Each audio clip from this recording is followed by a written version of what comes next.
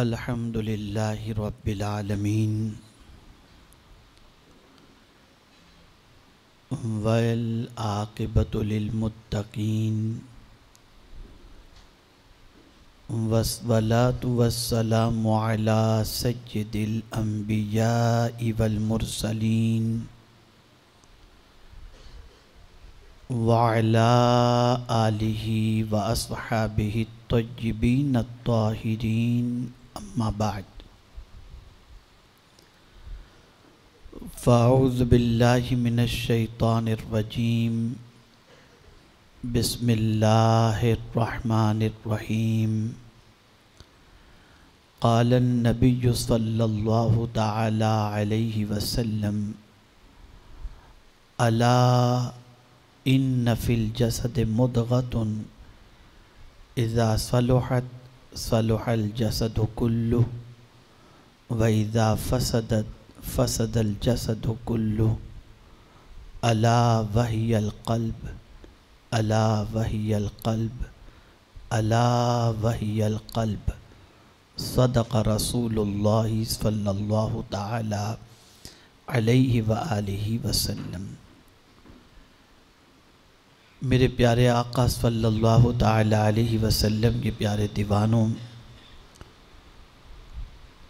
سیدنا غوث الثقلین قطب ربانی محبوب حقانی قندیل نورانی میران شاہ شیخ سیدنا سید عبدالقادر جیلانی رضی اللہ المولا تبارک و تعالی عنہ کی عظمت اور مقام کو آپ نے محب گرامی حضرت مولانا سید امین القادری صاحب سے سماعت فرمایا۔ چونکہ آج کی یہ نشست وابستگان سلسلہ اور وابستگان تحریک کی تربیت سے متعلق ہے، اور میں یہ سمجھتا ہوں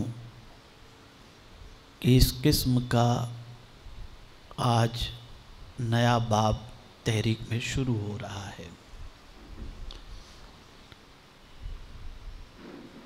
میرے پیارے آقا صلی اللہ تعالی علیہ وسلم کے پیارے دیوانوں، اس سے پہلے کہ جس حدیث مبارکہ کی تلاوت کا میں نے شرف حاصل کیا، کچھ معروضات اس سے متعلق پیش کروں۔ آقا کریم رؤوف الرحیم علیہ التحیۃ والتسلیم کی بارگاہ بے کس پناہ میں جس طریقے سے میں پڑھاؤں، عقیدت و محبت میں ڈوب کر اسی طریقے سے درود و سلام کا نذرانہ پیش کریں۔ الصلاۃ والسلام علیک یا رسول اللہ، الصلاۃ والسلام علیک یا حبیب اللہ، الصلاۃ والسلام علیک یا نبی اللہ، الصلاۃ والسلام علیک یا نور اللہ، وعلی آلک و اصحابک یا حبیب اللہ، صلی اللہ تعالی علیہ وسلم۔ میرے پیارے آقا صلی اللہ تعالی علیہ وسلم کے پیارے دیوانوں، محفلیں اس لیے سجائی جاتی ہیں تاکہ دل سج جائے،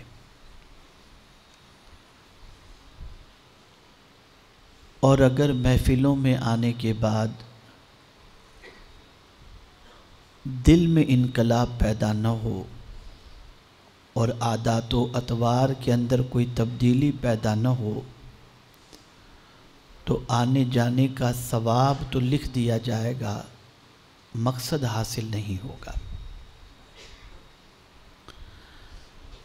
آج آپ دیکھتے ہیں کہ جمعہ کے خطاب میں، اجتماعات میں، جلسوں میں، کانفرنس میں امت مسلمہ کو یہ بتایا جاتا ہے کہ نگاہوں کی حفاظت کرو، کانوں کی حفاظت کرو، زبان کی حفاظت کرو، پیروں پر چل کر گناہوں کے اڈوں پہ نہ جاؤ، ہاتھوں سے ظلم و زیادتی نہ کرو، یہ ساری چیزیں بتائی جاتی ہیں۔ لیکن دیکھتے ہیں کہ مسجد میں نماز پڑھ کر کے بندہ باہر نکلتے ہی اللہ رحم و کرم فرمائے بہت ساروں کی نگاہیں آوارہ ہو جاتی ہیں، تھوڑی دیر بھی نگاہ کی وہ حفاظت نہیں کر پاتا، اور دنوں رات انسان سے کتنے گناہ ہوتے ہیں وہ ہر کوئی بندہ اپنے اعمال کے بارے میں خود سے زیادہ کوئی دوسرا اس کا رب کے علاوہ جاننے والا نہیں۔ یہ مسلمانوں کی پستی،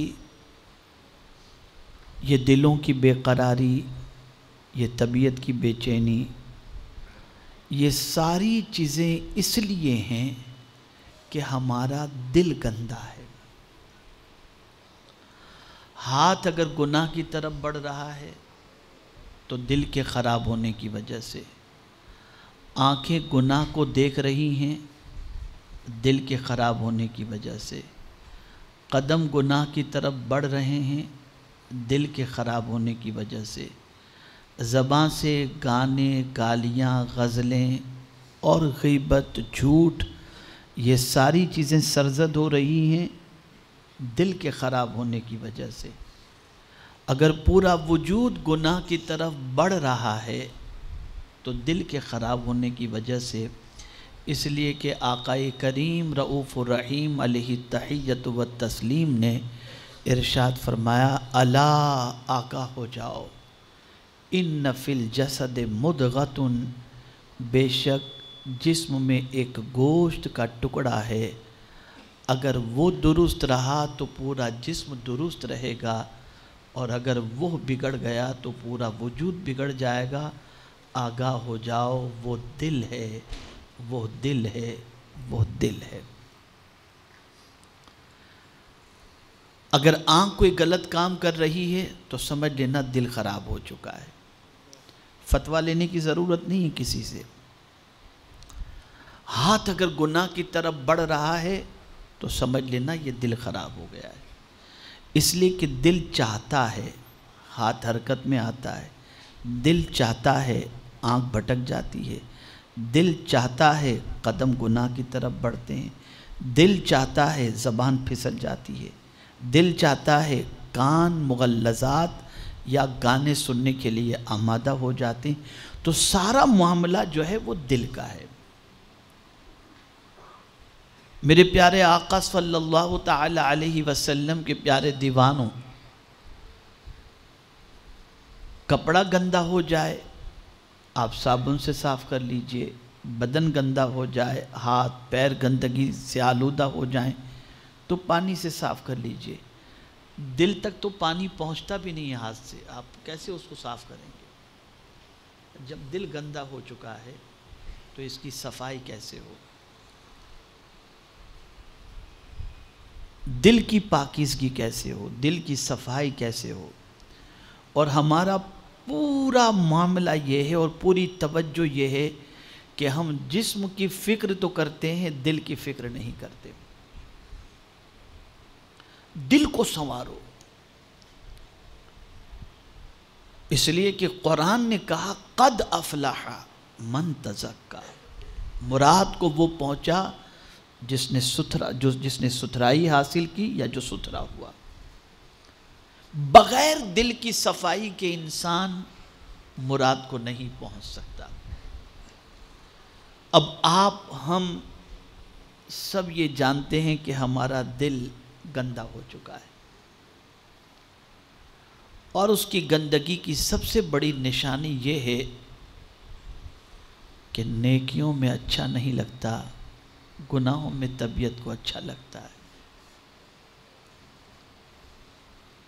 آج لوگوں کو مسجد میں اچھا نہیں لگتا، تلاوت ہوتی ہے تو آدمی کو بے چینی ہوتی ہے، یہ دل کی بیماری کی وجہ ہے، یہ دل گندا ہو چکا ہے۔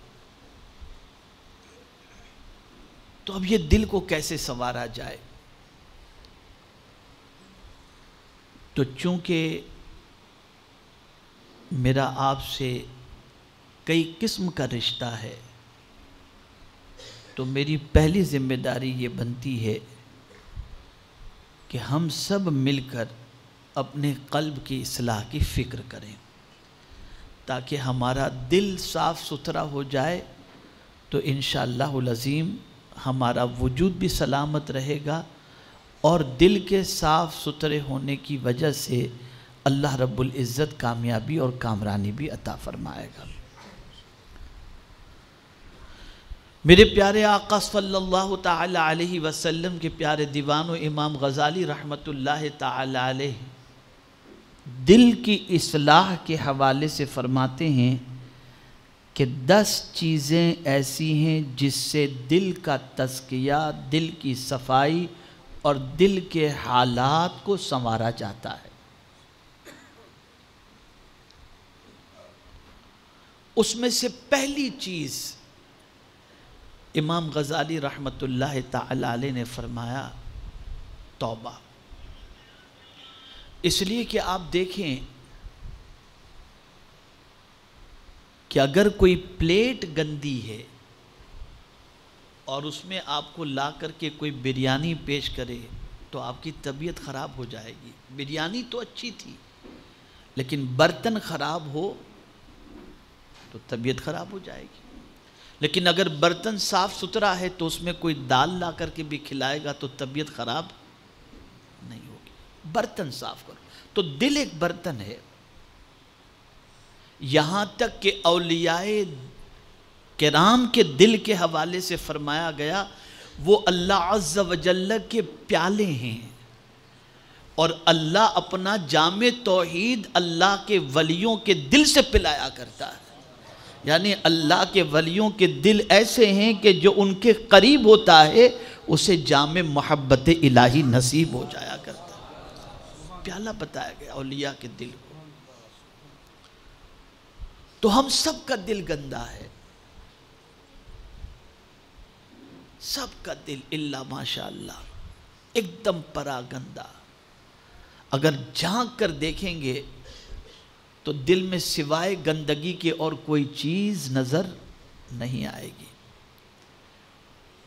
اب میں ان گندگیوں کا تذکرہ کرنے جاؤں تو اس میں وقت نکل جائے گا، لیکن آج دل کی صفائی کے حوالے سے کچھ ضروری باتیں آپ کے گوش گزار کر دوں، تاکہ آج کی نشست میں احوال قلب کی اصلاح کا پہلا دستور آپ سیکھ کر کے یہاں سے اٹھیں انشاءاللہ العزیز۔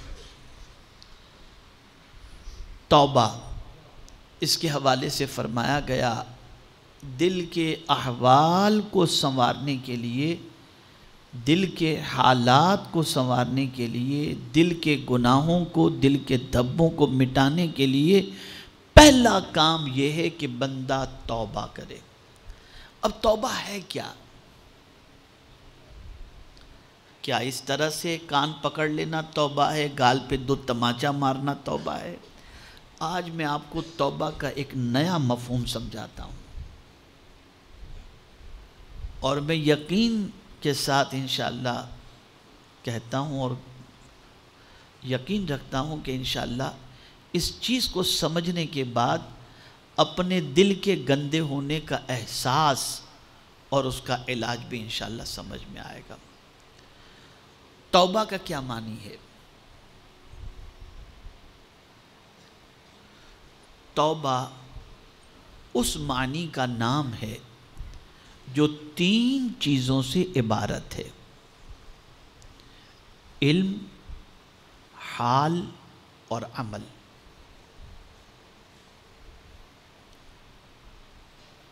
توبہ 3 چیزوں سے عبارت ہے: علم، حال اور عمل۔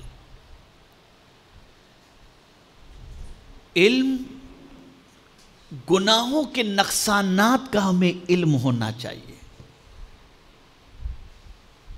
بھئی آپ دیکھیں نا، کورونا کی وجہ سے آدمی کیا کرتا ہے؟ یہی تو کہہ رہا تھا پتہ نہیں کس گناہ کی سزا ہے، بندہ توبہ کی طرف بڑھا، گھر میں کوئی بیمار ہوا، پتہ نہیں کس گناہ کی سزا ہے، بچی کے ساتھ کوئی معاملہ پیش آیا، پتہ نہیں کس گناہ کی سزا ہے، روزی میں تنگی ہوئی، بندہ فوراً احساس میں آتا ہے کہ کس گناہ کی سزا ہے، بیمار ہوا، پتہ نہیں کس گناہ کی سزا، ایکسیڈنٹ ہوا، پتہ نہیں کس گناہ کی سزا ہے، مال میں خسارہ ہوا، پتہ نہیں کس گناہ کی سزا ہے، بچہ ہاتھوں سے نکل گیا، غلط راستے پہ چلا گیا، باپ کہتا ہے پتہ نہیں کس گناہ کی سزا ہے۔ یہ علم ہے نا، اس علم نے گناہوں کے نقصانات کا احساس دلایا کہ نقصان کا علم جیسے ہی ہوا اسی کے ساتھ ہمیں گناہ کا علم بھی ہو گیا، جیسے ہی نقصان ہمارے سامنے آیا ہمیں گناہ کا علم آ گیا کہ یہ نقصان گناہ کی وجہ سے ہوگا۔ لیکن ایک بات خاص طور پر بتاؤں، وہ علم جو ہم نقصانات کے ذریعے حاصل کرتے ہیں اور نقصانات کے بعد ہم کہتے ہیں کہ یہ گناہ کی سزا کے طور پر ہے، یہ نقصان تو کچھ بھی نہیں ہے، مال کا نقصان کچھ بھی نہیں ہے، اولاد کے سلسلے میں نقصان کچھ بھی نہیں ہے، طبیعت کے سلسلے میں نقصان کچھ بھی نہیں ہے، یہ کوئی بڑا نقصان نہیں ہے۔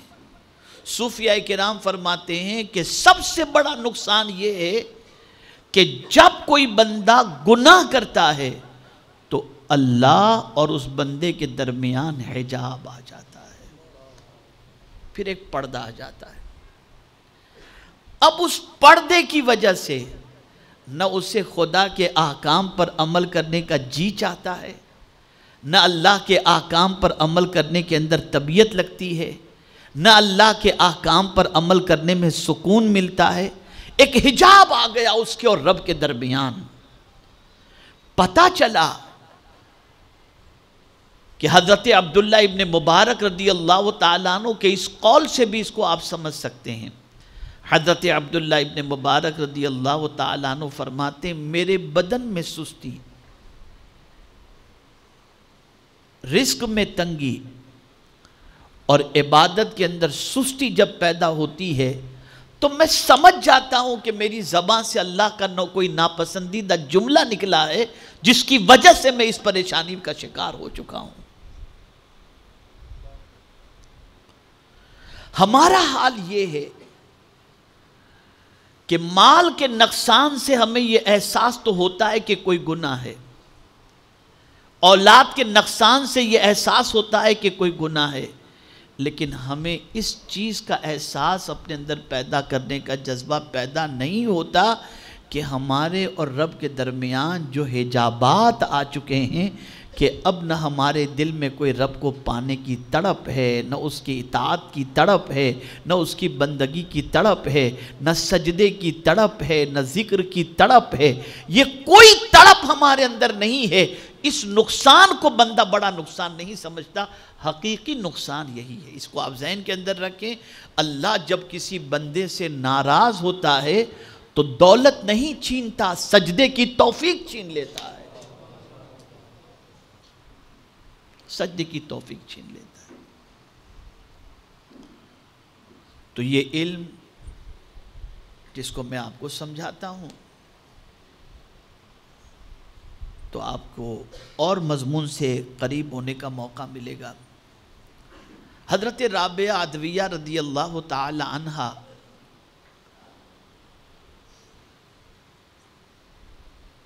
ایک قمیض زیب تن کی ہوئی تھی اور دوسرا قمیض ان کا پھٹا ہوا تھا، تو چاندنی رات کے اندر چھت پر بیٹھ کر کے وہ قمیض سی رہی تھی، اچانک بادشاہ کی سواری وہاں سے گزری اور مشعل ان کے ہاتھ میں تھی، ان کے خدام کے، تو روشنی بہت تیز پھیلی، تو حضرت رابعہ کے دل میں خیال پیدا ہوا کہ اس روشنی سے میں جلدی جلدی جو ہے اپنا قمیض سی لوں، اس لیے کہ قافلہ گزر جائے گا تو اس کے بعد روشنی بھی چلی جائے گی تو مجھے سلنے میں وقت لگ جائے گا۔ اس روشنی سے فائدہ اٹھا کر انہوں نے قمیض سی لیا، پھر اس کے بعد اس قمیض کو پہن کر انہوں نے نماز پڑھی تو نماز میں لذت نہیں ملی، مزہ نہیں آیا نماز کے اندر، نمازوں کو بار بار دہرا رہی اور کہہ رہی پتہ نہیں کیا بات ہے، قمیض وہی ہے جسے اکثر میں پہنا کرتی تھی، لیکن آج نماز میں مجھے وہ لذت کیوں نہیں مل رہی۔ انہوں نے اس کے بعد جو ہے وہ قمیض چینج کی، اور دوسرا قمیض جیسے ہی انہوں نے پہنا تو نماز میں ملنے والی پہلے والی لذت وہ لوٹ آئی۔ اس کے بعد حضرت رابعہ گردن جھکا کر اپنے کریم سے عرض کرتی ہیں میرے مولا، اس قمیض میں ایسی کیا کمی تھی جس کی وجہ سے تو نے عبادت کی لذت چھین لی؟ جواب آتا ہے میری بندی، کیا تو نے بادشاہ کے خدام سے مشعل کی روشنی لینے کی اجازت لی تھی؟ بغیر اس کی اجازت کے تو نے اس روشنی سے فائدہ اٹھایا تو ہم نے تیرے سینے سے عبادت کی لذت کو چھین لیا۔ تو انہیں احساس ہوتا تھا ہم تو ایک فرض سے سبکدوش ہونے کے لیے نماز پڑھتے ہیں، لذت حاصل کرنے کے لیے نہیں پڑھتے، قرب خدا کی دولت سے مالا مال ہونے کے لیے نہیں پڑھتے، گناہوں سے بچنے اور نماز اس طرح سے پڑھیں کہ اس کی وجہ سے گناہوں سے بچیں، اس غرض سے نماز ہی نہیں پڑھتے۔ ہم تو بس آئے، وضو کیے، جلدی سے سر پہ رکھے، اللہ اکبر، بس چل دیے، جیسے آئے تھے ویسے چلے گئے، بس ایک فرض ہم نے سر سے اتار دیا۔ اللہ والوں کا معاملہ یہ ہوتا کہ انہیں فوراً پتہ چل جاتا، حجاب آ جاتا فوراً، اور اسی حجاب کی بنیاد پر وہ پھر کفارے کے اندر آپ کو معلوم ہے کتنی رکعتیں پڑھا کرتے تھے، صرف ایک اتنے سے داغ کی وجہ سے اس داغ کو دھونے کے لیے کئی رکعتیں پڑھتے تھے، اس لیے کہ وہ جانتے تھے کہ اس داغ کو دھونے کا سوائے اس کے اور کیا طریقہ ہوگا، کہ قرآن کہتا ان الحسنات یذہبن السیئات، بے شک نیکیاں گناہوں کو مٹا دیتی ہیں۔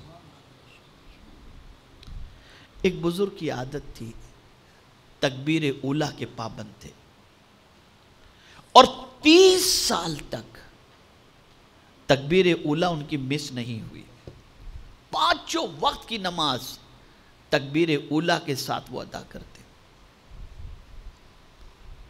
ایک دن فجر کی نماز میں 30 سال کے بعد ایک دن فجر کی نماز میں جب وہ مسجد پہنچے تو ایک رکعت ان کی چھوٹ گئی تھی۔ تو نماز تو انہوں نے پڑھ لی، لیکن دل میں صرف اتنا خیال پیدا ہوا کہ پتہ نہیں آج لوگ کیا سوچیں کہ ان کی کیوں ایک رکعت چھوٹی، لوگ کیا سوچیں۔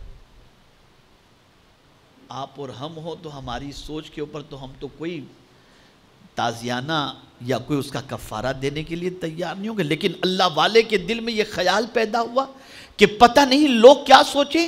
آنکھوں سے آنسو جاری ہو گئے، یا اللہ تو کیا میں نے 30 سال تک تکبیر اولیٰ کی پابندی اس لیے کی تاکہ لوگ مجھے دیکھتے ہوں؟ اے اللہ مجھے معاف فرما۔ اور پھر 30 سال کی نماز کو انہوں نے دوبارہ دہرایا، دوبارہ انہوں نے نماز ادا کی،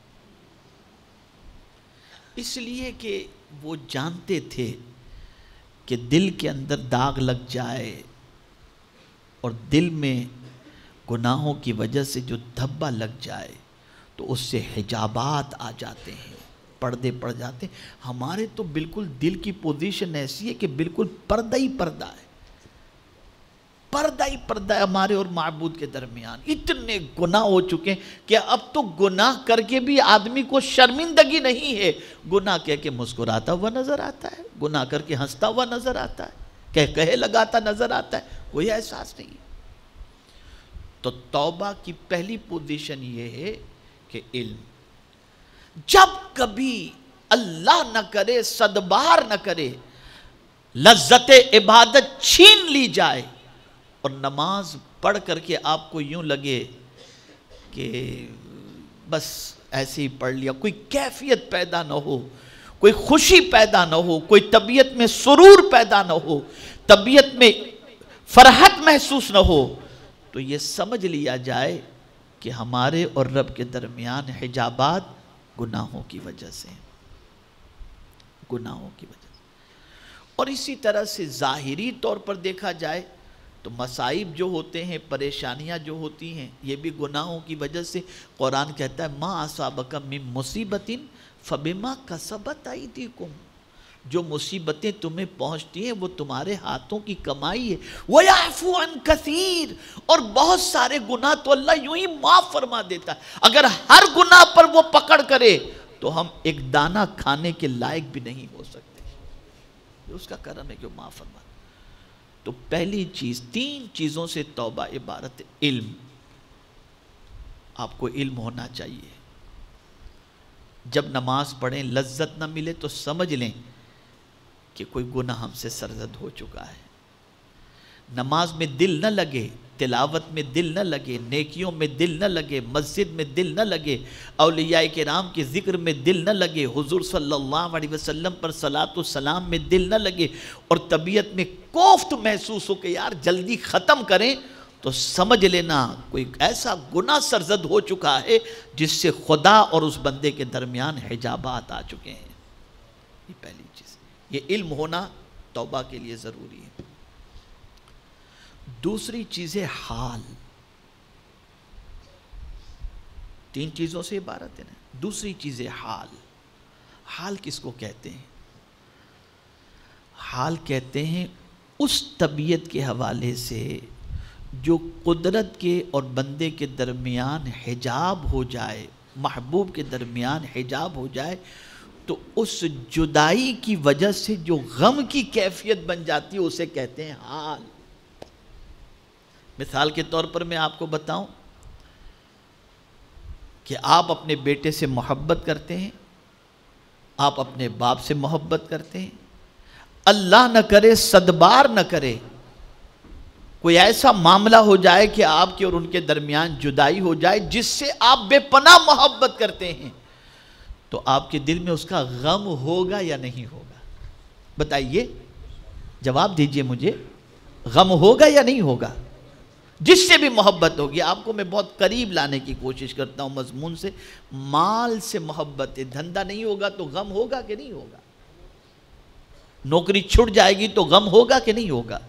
کوئی جاب کی آفر لے کر کے آئے یا اچھی رقم ہمیں پیش کر دے تو خوشی ہوگی، اس لیے کہ جس سے محبت کرتے تھے اس کو دیکھنے کا موقع ملا، اور جب اس سے جدائی ہوئی تو اس کا غم ہوا۔ یہ ہے حال۔ تو جب توبہ کا معاملہ یہ کہ 3 چیزوں سے عبارت ہے، اول ہے علم، اور دوسری کیفیت ہے حال، یعنی آپ کا ایسا معاملہ نہ ہو کہ رب اور آپ کے درمیان یا ہمارے درمیان حجابات ہو جائیں تو ان حجابات کی وجہ سے ہمارے دل میں غم ہی کچھ نہ چلتا ہے، تو توبہ کی توفیق نصیب نہیں ہو سکتی، توبہ کی طرف طبیعت مائل نہیں ہو سکتی۔ لیکن جب غم اس کا لاحق ہوگا تو بندہ اس حال کے اندر چین سے جی نہیں سکے گا، اور پھر اس کے بعد جو تیسری کیفیت پیدا ہوگی وہ ہے عمل، اور اسی عمل کو کہتے ہیں توبہ، اسی عمل کو کہتے ہیں۔ یعنی یہ 2 چیزیں، حال اور علم، یہ اسے عمل کی طرف لے جائے گا کہ میں اس کے بغیر نہیں جی سکتا، میں اس کے بغیر چین سے جی نہیں سکتا، مجھے کسی بھی طرح سے میرے بچے سے ملا دو، میرے باپ سے ملا دو، یہ کر دو وہ کر دو۔ یہ غم جب آپ کو اس طرف مائل کر دے اور آپ اس کے لیے خود کوشش کرو، اسی عمل کو کہتے ہیں توبہ۔ میرے پیارے آقا صلی اللہ تعالی علیہ وسلم کے پیارے دیوانوں، اس لیے یاد رکھیں توبہ علم، حال اور عمل کا نام ہے۔ میرے پیارے آقا صلی اللہ تعالی علیہ وسلم کے پیارے دیوانوں، اس بات کو ذہن میں اچھی طریقے سے محفوظ کر لیں۔ کوئی یہ نہ سوچے کہ ابھی تو زندگی ہے یار، پتہ نہیں ابھی تو میں جوان ہوں، جتنا چاہوں گناہ کر لوں، بڑھاپے میں جب موت کے قریب پہنچوں گا تو میں جو ہے توبہ کر لوں گا۔ نہیں، وَلَيْسَتِ التَّوْبَةُ لِلَّذِينَ يَعْمَلُونَ السَّيِّئَاتِ، توبہ اس کی نہیں ہے، اس کی توبہ نہیں ہے جس نے گناہ کیا اور انتظار کیا موت سے پہلے کا کہ موت کا وقت آئے، اس وقت یہ کہے انی تبت الآن، اب میں توبہ کرتا ہوں، اس وقت کی توبہ اللہ قبول نہیں فرماتا، اس وقت کی توبہ اللہ قبول نہیں فرماتا۔ میرے پیارے آقا صلی اللہ تعالی علیہ وسلم کے پیارے دیوانوں، اب میں توبہ سے متعلق چند ضروری باتیں آپ کی گوش گزار کرنے کی سعادت حاصل کرتا ہوں، تاکہ آپ محسوس کر سکیں کہ توبہ کتنی عظیم چیز ہے اور توبہ کا فائدہ کیا ہے۔ سب سے پہلے حضرت امام حسن بصری رضی اللہ تعالیٰ عنہ کا ایک قول سماعت فرمائیں۔ اللہ عز و جل کو توبہ کرنے والے بندے بہت پسند ہیں۔ یعنی آپ یہ نہ سمجھیے گا کہ آپ اگر پلٹ کر اللہ کی طرف آئیں گے یا اللہ سے معافی مانگیں گے یا ہم اور آپ اللہ سے معافی مانگیں گے تو اللہ یہ فرمائے گا کیوں آیا اتنی نافرمانی کر کے؟ نہیں، اس کی شان یہ ہے کہ بندہ جب اس کی طرف ایک بالش بڑھتا ہے تو اس کی رحمت ایک ہاتھ بڑھتی ہے۔ آجا میرے بندے، میری طرف تو آ رہا ہے نا، تو ایک بالشت بڑھ، میری رحمت ایک ہاتھ تیرے لیے بڑھنے کو تیار ہے۔ میرے پیارے آقا صلی اللہ تعالی علیہ وسلم کے پیارے دیوانوں، اور اللہ عز و جل کو اپنے بندوں سے خاص طور پر امت محمدیہ صلی اللہ تعالی علیہ وسلم سے بے پناہ محبت ہے۔ اس کی دلیل دیکھیں، جب اللہ عز و جل نے ابلیس لعین کو نیچے پھینکا تو اس نے کیا کہا؟ اس نے کہا تیری عزت و عظمت کی قسم، اللہ سے اس نے کہا تیری عزت و عظمت کی قسم، میں ابن آدم کا پیچھا اس وقت تک نہیں چھوڑوں گا جب تک اس کی روح اس کے قالب سے جدا نہیں ہو جاتی۔ یعنی میں تیرے بندوں کو، ابن آدم کو، آدمیوں کو بہکاتا رہوں گا جب تک اس کے جسم کے اندر روح موجود ہے۔ تو میرے مولا نے فرمایا مجھے بھی میری عزت و عظمت کی قسم، میں اپنے بندے سے توبہ اس وقت تک محجوب نہیں کروں گا جب تک اسے کھرکھراہٹ کی نوبت نہ آ جائے۔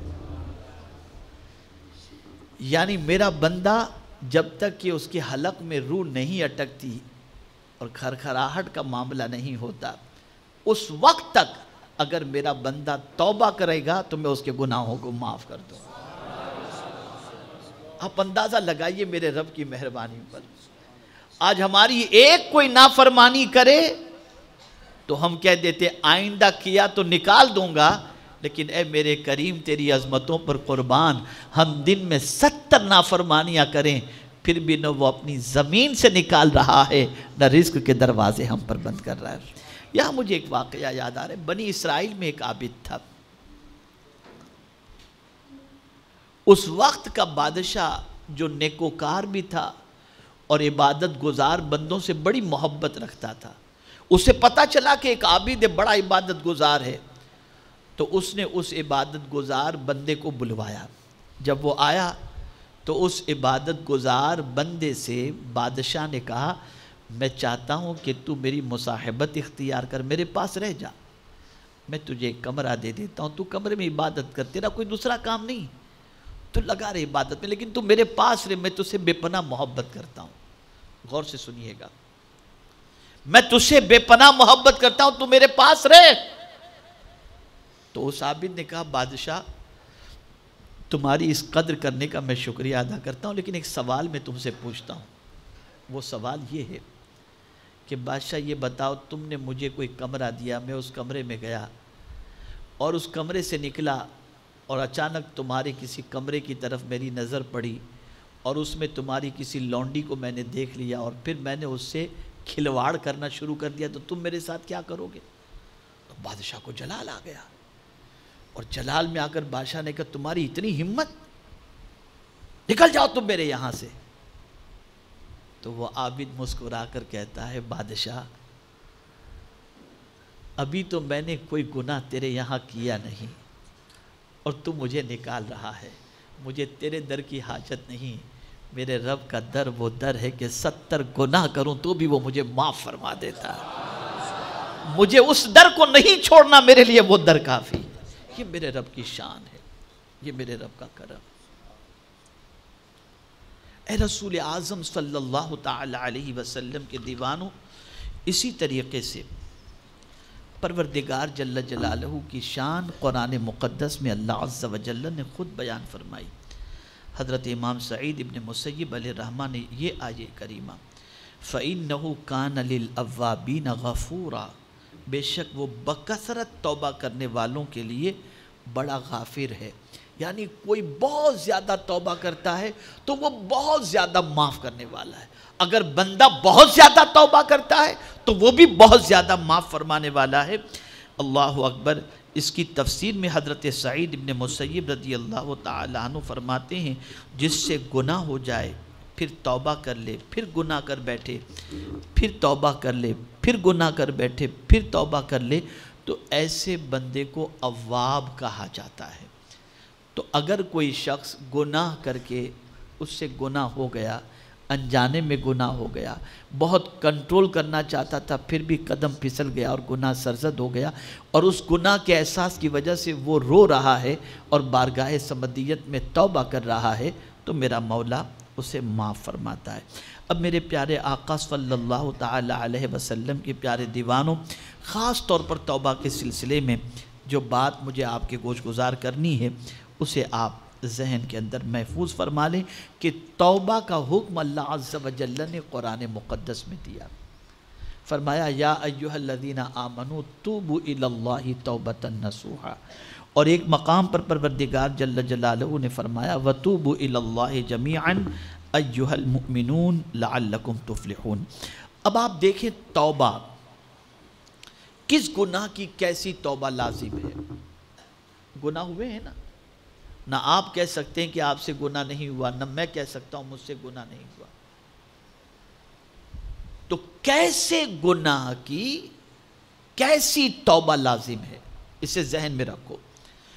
تو میرے پیارے آقا صلی اللہ تعالی علیہ وسلم کے پیارے دیوانوں، فرمایا گیا گناہ کے کاموں کی دو صورتیں ہیں، حقوق اللہ سے متعلق اور حقوق العباد سے متعلق۔ ایک گناہ کا تعلق اللہ سے ہے اور ایک گناہ کا تعلق اللہ کے بندوں سے ہے، یعنی کچھ اللہ کے حقوق ہیں جس کو بندے نے ادا نہیں کیے، اور کچھ بندوں کے حقوق ہیں جس کو بندے نے ادا نہیں کیے۔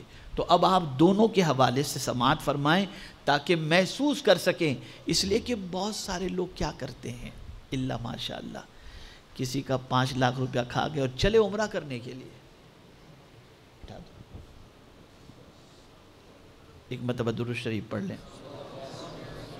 اللہم صلی علی سیدنا و مولانا محمد معدن الجود والکرم وآلہ الکرام وابنہ الکریم وبارک وسلم صلاۃ و سلام علیک یا سیدی یا رسول اللہ صلی اللہ تعالی علیہ وسلم۔ تو میرے پیارے آقا صلی اللہ علیہ وسلم کے پیارے دیوانوں، بہت سارے لوگ ایسے ہیں جو لوگوں کے پیسے کھا گئے اور چلے گئے عمرہ کے لیے، چلے گئے حج کے لیے، اور لوگوں کا قرض سر پر موجود ہے اور مسجد بنانے کے لیے پیسہ دے رہے ہیں، بھائی میرے 25,000 لکھ لو، اور پتہ چلا ان پر لوگوں کا 5 لاکھ روپیہ نکل رہا ہے، اور وہ یہ سمجھ رہے ہیں کہ ہم ثواب کما رہے ہیں، ہمیں فائدہ ملے گا، ہمیں قیامت میں اجر ملے گا۔ اس قسم کا بھی معاملہ ہوتا ہے، آپ دیکھتے ہوں گے۔ تو اس سے اچھی طرح، اور پھر یہ سمجھتے ہیں چلو یار اتنا کھا لیے، اتنا مسجد میں دے دیے نا، اپنا معاملہ برابر ہو جائے گا۔ ایسا نہیں ہے، یہ نہ جاننے کی وجہ سے سب کچھ ہے، اسے سمجھو تاکہ اچھی طریقے سے شریعت کا مسئلہ سمجھ میں آ جائے، اور اس کے بعد توبہ کی برکتیں آپ کے سامنے ظاہر ہو جائیں۔ تو قسم اول کی توبہ، یعنی اللہ کے حقوق کو اگر ہم نے پامال کیا ہے تو اس اللہ کے حقوق کے پامال کی توبہ کیسے کی جائے۔ مثال کے طور پر ہم نے کوئی گناہ کر لیا، اللہ نے فرمایا جھوٹ نہ بولو، ہم نے جھوٹ بول دیا، اللہ نے فرمایا غیبت نہ کرو، ہم نے غیبت کر لی، اللہ نے فرمایا بری نگاہ نہ ڈالو، اللہ نہ کرے کسی نے بری نگاہ ڈال دی۔ اب یہ سارے اللہ عز و جل نے ہم پر جو ہے حکم فرمایا، ہم نے اس کے حکم کی فرما برداری نہیں کی، نافرمانی کی۔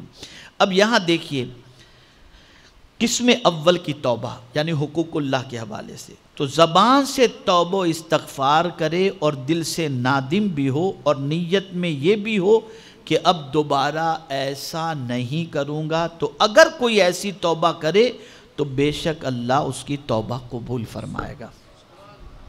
غور سے سنیے گا، سمجھ گئے نا؟ یہ مسئلہ تو بہت آسانی سے۔ اب کسی نے نماز قضا کر دی، کسی نے روزہ چھوڑ دیا، کسی پر حج فرض تھا اس نے حج ادا نہیں کیا، تو اب اس کا کیا ہے؟ ہاں اگر فرائض و واجبات میں سے کوئی فرض یا واجب بندے مکلف سے چھوٹ گیا ہو تو یہ زبانی توبہ و استغفار اور قلبی ندامت و عزم ابھی کافی نہیں۔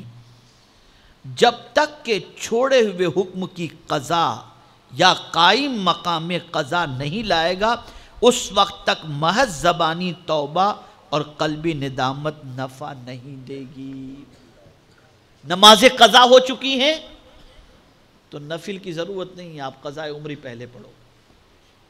روزے قضا ہو چکے ہیں، پہلے نفل روزہ رکھنے کی ضرورت نہیں، ان روزوں کی قضا کرو، پہلے ان چیزوں کو ادا کرو۔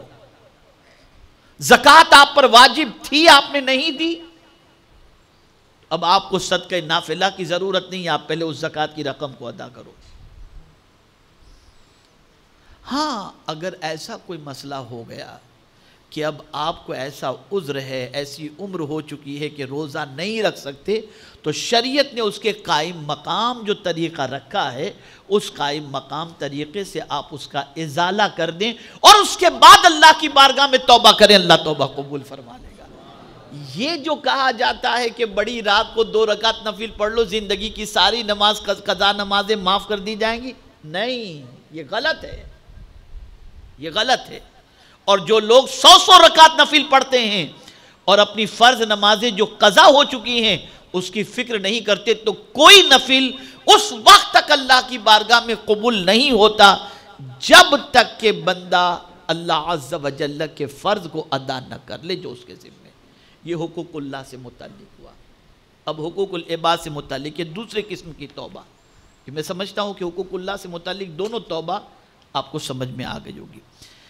حقوق العباد سے متعلق توبہ کی کیفیت، اور رہا وہ گناہ جو تیرے اور مخلوق خدا کے درمیان والا ہے، تو اس میں زبانی توبہ اور استغفار اور قلبی ندامت تیرے لیے کافی اس وقت تک نہیں جب تک کہ جس کا حق تو نے مارا ہے وہ تجھے معاف نہ کر دے۔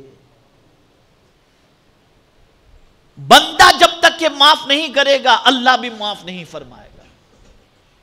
آپ پر کسی کا قرض ہے، ہمارے یہاں تو یہ ہے کہ باپ کا انتقال ہوا، باپ پر قرض تھا تو بیٹا جنازے کے قریب کھڑے ہو کر کہتا ہے بھائی جن کا قرض تھا مجھ سے لے لینا یا معاف کر دو۔ یہ ہوتا ہے نا، ہر جگہ یہ ہوتا ہے، تقریباً جگہوں پر لوگ اس طریقے کی باتیں کرتے ہوئے۔ کیوں یہ آخر کہتے ہیں؟ اس لیے کہ اللہ نے یہ بات دل میں ڈال دی ہے کہ قرض والا گناہ معاف نہیں ہوگا، بندے کا حق معاف نہیں ہوگا جو حق مارا گیا ہے۔ اس لیے آقا کریم صلی اللہ تعالی علیہ وسلم نے بندوں کے حقوق سے متعلق جب نماز جنازہ کا معاملہ ہوتا تو سرکار صلی اللہ علیہ وسلم اعلان فرماتے بھئی یہ جو میت آئی ہے اس پر کسی کا قرض تو نہیں ہے؟ یہ سرکار صلی اللہ علیہ وسلم پوچھا کرتے تھے۔ اور یہاں یہ بھی یاد رکھو، اگر کوئی شخص بہت مقروض ہو گیا اور قرض دینے کی کوشش بھی کر رہا ہے اور کوئی فضول خرچی نہیں کر رہا، جتنا آیا پہلی فرصت میں سوچتا ہے کہ میں قرض ادا کروں، اور اسی دوران قرض کی ادائیگی میں محنت کرتے کرتے کرتے وہ اس دنیا سے چلا گیا اور قرض پورا ادا نہیں کیا، تو جانتے ہیں قیامت کے دن آقا کریم صلی اللہ علیہ وسلم جس کا قرض تھا اس بندے کو راضی کر دیں گے، راضی کر دیں۔ ادا کی نیت ہونی چاہیے۔ اسی طریقے سے ہم بہت سارے کاموں میں جلدی کرتے ہیں، لیکن 3 کاموں میں ہمیں جلدی کا حکم دیا گیا ہے۔ حضرت ابو بکر واسطی رحمت اللہ تعالی علیہ نے فرمایا کہ 3 کاموں میں ٹال مٹول نہ کرو۔ نمبر 1 نماز میں، کہ نماز کا مستحب وقت ہو جانے پر نماز میں ٹال مٹول مت کرو۔ تدفین میں، اگر کسی کا انتقال ہو جائے تو اس میت کو دفن کرنے میں ٹال مٹول مت کرو۔ اور تیسری بات، گناہ ہو جائے تو توبہ کرنے میں دیر مت کرو، کل کر لوں گا، بعد میں کر لوں گا، تبھی کر لوں، توبہ کرنے کے اندر بھی جلدی کرو۔ میرے پیارے آقا صلی اللہ تعالی علیہ وسلم کے پیارے دیوانوں، یہ بات اچھی طریقے سے یاد رکھیں، جو لوگ توبہ توبہ توبہ توبہ توبہ خالی کرتے اس سے کام نہیں چلے گا۔ سچی توبہ کی پہچان اور نہایت آسان چیز جو بیان کی گئی ہے اسے آپ سماعت فرمائیں۔ بعض حکماء نے اس کے بارے میں کیا فرمایا۔ پہلی چیز، 4 باتوں سے توبہ کی حقیقت کھل جاتی ہے۔ 4 باتوں سے توبہ کی حقیقت کھل جاتی ہے۔ بس یہ میں سمجھتا ہوں کہ آج کے لیے اتنا ڈوز آپ کے لیے کافی ہو جائے گا، بہت زیادہ ڈائجسٹ کرنا شاید مشکل ہو جائے۔ آج اتنا ہی، اس لیے کہ یہ باب ہی اتنا لمبا ہے کہ کئی دنوں تک صرف اسی پر گفتگو ہو، لیکن آج میں یہ چاہتا ہوں کہ اس نشست کے اندر وابستگان سلسلہ ہوں یا وابستگان تحریک ہوں، سب اپنے احوال قلب کو درست کرنے کے لیے سب سے پہلے توبہ کی طرف اپنے قدم کو بڑھائیں۔ تو اب آپ دیکھیں کہ 4 باتوں سے توبہ کی حقیقت کھل جاتی ہے کہ ہم نے سچی توبہ کی ہے یا نہیں کی۔ کتنی چیزوں سے کھل جاتی ہے؟ بولیے، 4 باتوں سے۔ نمبر 1 یہ کہ بندہ اپنی زبان کو فضول گوئی، دروغ گوئی اور غیبت سے روک لے، بند کر لے۔ یعنی آپ نے سچی توبہ کی ہے اور آپ کی توبہ اللہ کی بارگاہ میں قبول ہوئی ہے، اس کو اگر جاننا ہو تو اس کی پہچان کیا ہے؟ پہلی پہچان یہ ہے کہ آپ اپنی زبان سے جھوٹ بولنے سے بچ جائیں، غیبت کرنے سے بچ جائیں اور فضول باتوں سے اپنی زبان کو روک لیں، تو سمجھ لینا کہ آپ نے اللہ عز و جل کی بارگاہ میں سچی توبہ کی۔ یہ پہلی پہچان۔ دوسری پہچان، کسی کے لیے دل میں حسد اور دشمنی نہ پائے، اپنے دل کے اندر بغیر کسی شرعی عذر کے کسی کے لیے بھی دل میں حسد نہ ہو۔ اگر اللہ کسی کو نواز رہا ہے تو دعا کرے مولا تو اسے اور نواز، دیکھ کر کے یہ نہیں کہ کب یہ تباہ اور مجھے اطمینان ہو، نہیں۔ اگر دل اتنا صاف ہو جائے کہ حسد کسی کا دل میں نہ ہو تو سمجھ لینا اللہ نے اس کی توبہ قبول فرمائی۔ تیسری یہ ہے کہ بری سنگتوں کو چھوڑ دے، برے ساتھیوں کے پاس نہ بیٹھے۔ جن ساتھیوں کے پاس بیٹھنے کی وجہ سے دل گندا ہو گیا، برا ہو گیا، برائیوں کا جذبہ پیدا ہوا، ان کی سنگت چھوڑ دے، ان کی صحبت چھوڑ دے۔ یہ تیسری بات۔ اور چوتھی بات جو فرمائی گئی وہ یہ ہے کہ موت کے لیے تیاری شروع کر دے۔ کائے کے لیے تیاری شروع کر دے؟ موت کے لیے۔ بس یہ سوچے اب موت آئے گی، کب موت آئے گی، تب موت آئے گی نہیں معلوم۔ اور کورونا نے تو یہ بتا بھی دیا سب کو۔ اچھے اچھے جوان، بخار آیا، پیچ نکلے، نیمونیا ہوا، چلے گئے۔ اب یہاں موت کے حوالے سے آپ کو بتاؤں، موت کے حوالے سے سیدنا فاروق اعظم رضی اللہ تعالیٰ عنہ نے اپنی جو مہر بنائی تھی نا، کہ خطوط لکھتے تھے اس کے بعد جو مہر لگاتے تھے، اس مہر میں کیا لکھا تھا؟ مہر میں کیا لکھا تھا؟ کفانی بالواعظ موتن، عمر نصیحت کے لیے موت ہی تیرے لیے کافی ہے، اس سے بڑی کوئی نصیحت نہیں۔ یہ آپ نے اپنی مہر کے اندر رکھا تھا، اور اس طرح سے موت کو یاد رکھتے تھے کہ رات کو جب سونا ہوتا تو سونے سے پہلے اپنی جو ہے وہ درے کو چادر کے نیچے سے، چٹائی کے نیچے سے نکالتے تھے اور اپنے پیر پر مار کر کے کہتے تھے عمر بتا آج پورا دن تو نے کیا کیا ہے۔ یہ اپنے پیر سے سوال پوچھتے تھے۔ پتہ نہیں کس حال میں موت واقع ہو جائے، تو موت کو ہمیشہ یاد رکھو، اس کی تیاری کرو، اس کی تیاری میں لگ جاؤ۔ حضرت عثمان ذو النورین رضی اللہ المولا تبارک و تعالی عنہ جب قبرستان جاتے نا، تو قبرستان جانے کے بعد بہت روتے، بہت روتے، قبر کے پاس کھڑے ہوتے، بہت روتے، بہت روتے تھے۔ کسی نے پوچھا حضور آپ قبرستان جاتے ہیں تو قبر کے پاس کھڑے ہو کر بہت روتے ہیں، آپ کو اتنا روتے ہوئے کبھی نہیں دیکھا جاتا جتنا آپ قبر کے پاس کھڑے ہو کر کے روتے۔ تو اب سنیے، ارشاد فرماتے ہیں قبر پہلی منزل ہے، اگر یہ درست رہی تو باقی کی منزلیں خود بخود آسان ہو جائیں گی، آسان ہو جائیں گی۔ آسان ہو جائیں گی باقی کی منزلیں. موت کو مت بھولو. اور یہ بات بھی یاد رکھو، بندہ ادھر قبر میں گیا اس کی دنیا ختم ہو گئی. دنیا ختم. بظاہر قبر زمین کے اوپر ہی نظر آتی ہے کہ زمین کے اندر ہی اس کو بھیجا جا رہا ہے، زمین کے اندر اسے ڈالا جا رہا ہے. زمین دنیا کے اندر نظر آتی، لیکن وہ بندہ دنیا میں نہیں ہوتا، اس کی آخرت کا سلسلہ شروع ہو جاتا ہے. تو موت کی تیاری کرو. تو میرے پیارے آقا صلی اللہ تعالی علیہ وسلم کے پیارے دیوانوں، اپنے دل کو صاف ستھرا کرنے کے لیے، احوال قلب کے لیے، تزکیہ قلب کے لیے پہلی چیز ہے توبہ. اور یہ توبہ کے حوالے سے میں نے 4 باتیں خاص طور پر بتائیں کہ صرف اور صرف کان پکڑ کے، گال پہ ہاتھ مار کے زبان سے توبہ توبہ کہنے سے توبہ نہیں ہے، بلکہ آپ کی زبان اگر جھوٹ بولنے سے، غیبت کرنے سے، فضول گوئی سے رک جاتی ہے، اسی کے ساتھ ساتھ کسی کے لیے دل میں حسد نہیں ہے، اسی کے ساتھ ساتھ برے دوستوں کی سنگت سے آپ نے چھوڑ دی، اور چوتھی چیز موت کی تیاری میں لگ گئے، تو سمجھ لو اللہ کی بارگاہ میں آپ نے توبہ کی ہے. اور اللہ رب العزت جل جلالہ کی ذات سے امید ہے کہ اللہ تعالیٰ قلب کی صفائی عطا فرمائے گا اور دل کو منور و مجلہ فرمائے گا. میرے پیارے آقا صلی اللہ علیہ وسلم کے پیارے دیوانوں، وابستگان تحریک اور وابستگان سلسلہ سے میری گزارش ہے، سنت نبوی صلی اللہ علیہ وسلم پر عمل کرتے ہوئے روزانہ بلا ناغہ کم از کم 100 مرتبہ استغفر اللہ استغفر اللہ استغفر اللہ یہ پڑھ لیا کریں. یاد رکھیں اسی کے ساتھ 5 وقت کی نماز پابندی کے ساتھ بلا ناغہ ادا کریں. جان بوجھ کر کے 1 وقت کی نماز کو بھی قضا نہ کریں. اسی کے ساتھ روزانہ 100 مرتبہ درود شریف آقا کریم صلی اللہ علیہ وسلم کی بارگاہ میں توفتاً پیش کریں.